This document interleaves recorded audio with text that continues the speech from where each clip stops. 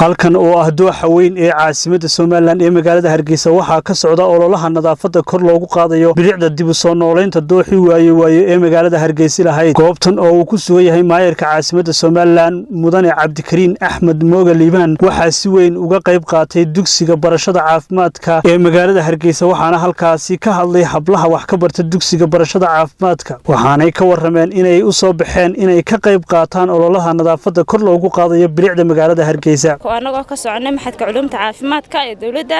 waxaan saaka halkan u nimid inaan ka qayb qaadano ololaha nadaafadeed ee ballaaran ee ka socda magaalada Hargeysa aan caawino maayarkayga sharafta leh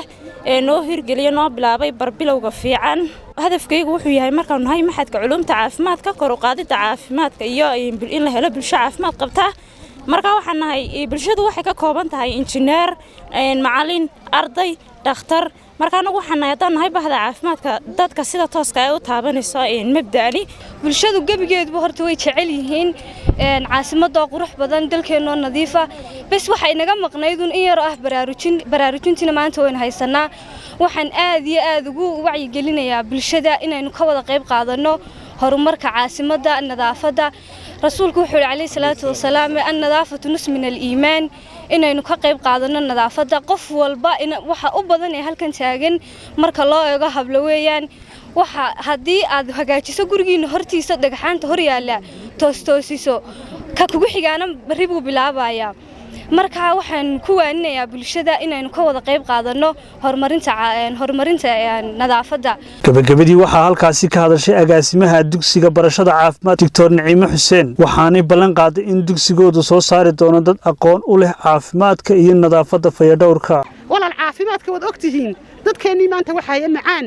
iyo dhiikar waxa weyn meelaynu ku socono ma haysano dhaweeyaal baynu wada dalbanay waalidiintii inagoo yaryar bay naga dhinteen hooyooyinkii aabayaashu 100 sano jireen way socon jireen Cabdikariin oo maayarkii magaalada aan aad ugu faraxsanahay walaal codsi baan ayaan ka dalbaynaa waxaan ka dalbaynaa walaal magaalada balaahinka dambe aad sameynayso inaad samayso in meelaha danta guuda inaad ka samayso meel xiran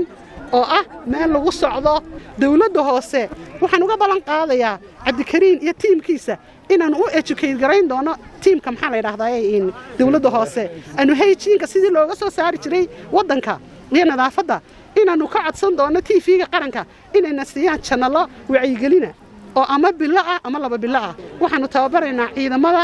muxuu ahaayay in trafficada ama wadooyinka aanu barayno first aid-ka ama gargaarka degdegga si uu u ogaado ninka traffic-ista dhiig joojinta loo sameeyo